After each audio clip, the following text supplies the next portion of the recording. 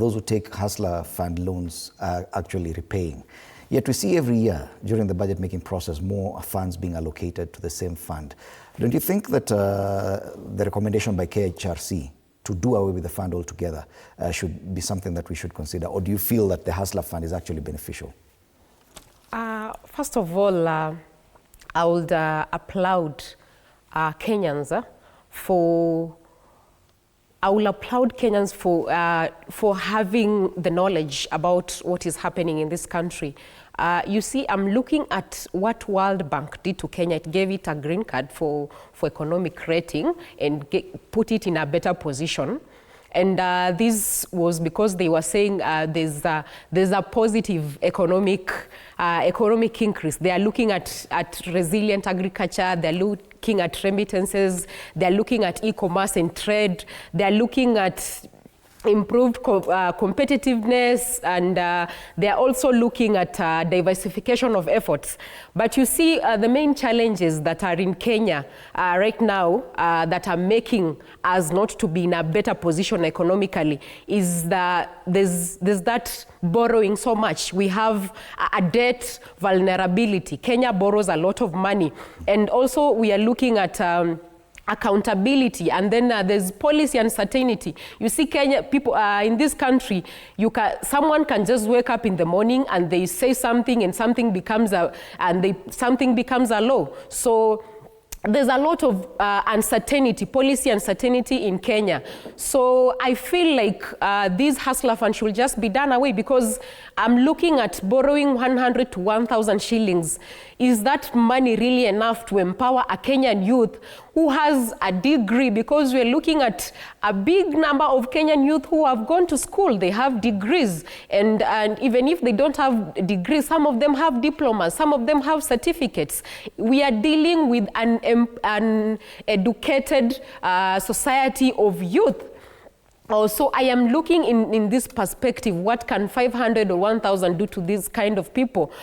So this Hustler Fund should be done away, and in this country should come up with ways of creating enough jobs for the young people in this country, because the biggest percentage right now of the youth are above 70%. Of the population of Kenya, above 70%, 70 to 75%.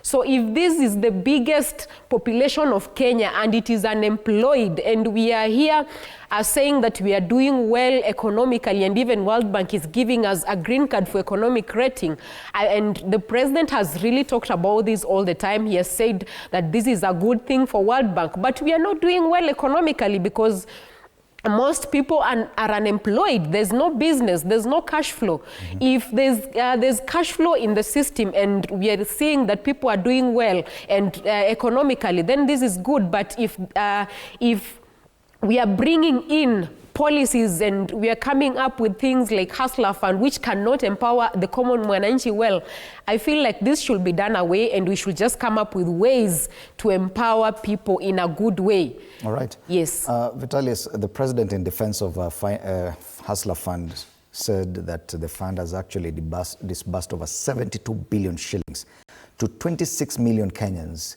Do you feel that 26 million Kenyans currently have been empowered economically by the Hustler Fund? That is something you would feel at whatever level of society where you are?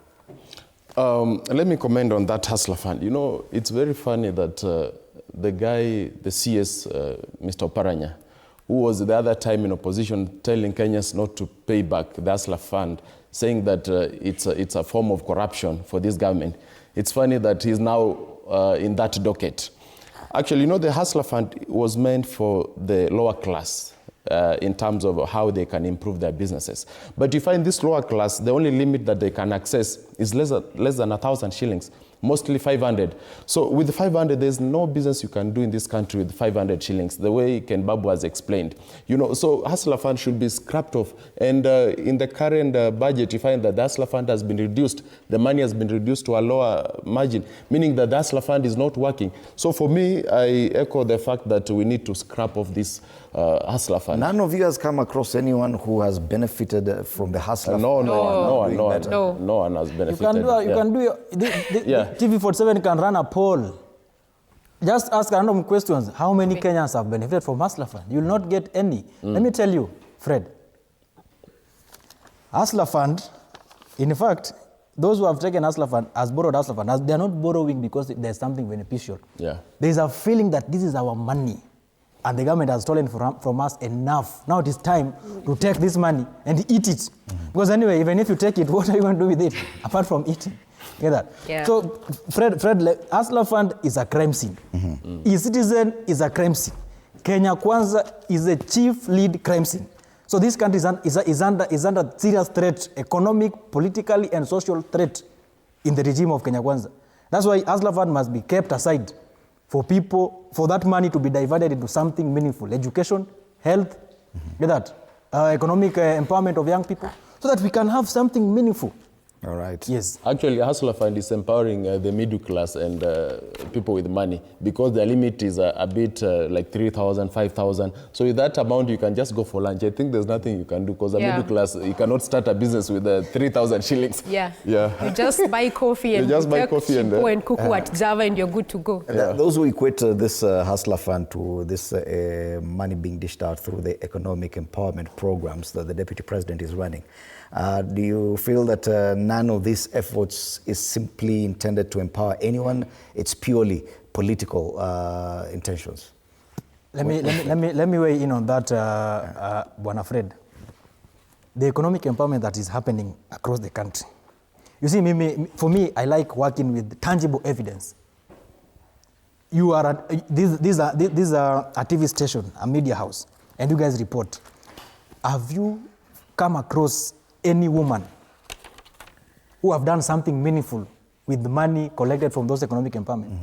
Have you? You've not, because there's none. Where will you get them from? What happens is this. Mr. 64 shillings, the Deputy President, comes with his friends. They do the money collection. After collections, the money is taken into the car, gets back to Nairobi. Women are gathered and they're dished out with the normal mobilization fee, 2,000 or 1,000 each. From there, you know, all this happens after the women have already shouted and celebrated and praised the government. So that is what the media captures and feeds the public, that the president was here, women are happy, and all. But at the back end of it, there is no impact of that economic empowerment. In fact, it is economic disempowerment. That's what they are doing. Because how do you put somebody's mother for a whole day basking in the sun while you are sitting on the dais enjoying soft drinks, and then end up giving them 2,000 to divide amongst themselves about 30 people? 64 shillings for the whole day? This is somebody who could have gone down, who could have focused on doing their small businesses as usual. So what we are saying is, there is no economic empowerment that is happening right now. It is political campaign that is happening. These people are trying to maneuver and lure the populace that they're actually doing something. Is it working? That's the question. Because, okay, fine, if that is a dividend to be gained, even politically, probably we could assess that. Do you think, Winfred, that politically, this empowerment program could be having any positive impact on the ruling administration? What I would say is, looking at the largest revolutionary acts in the world, I'm looking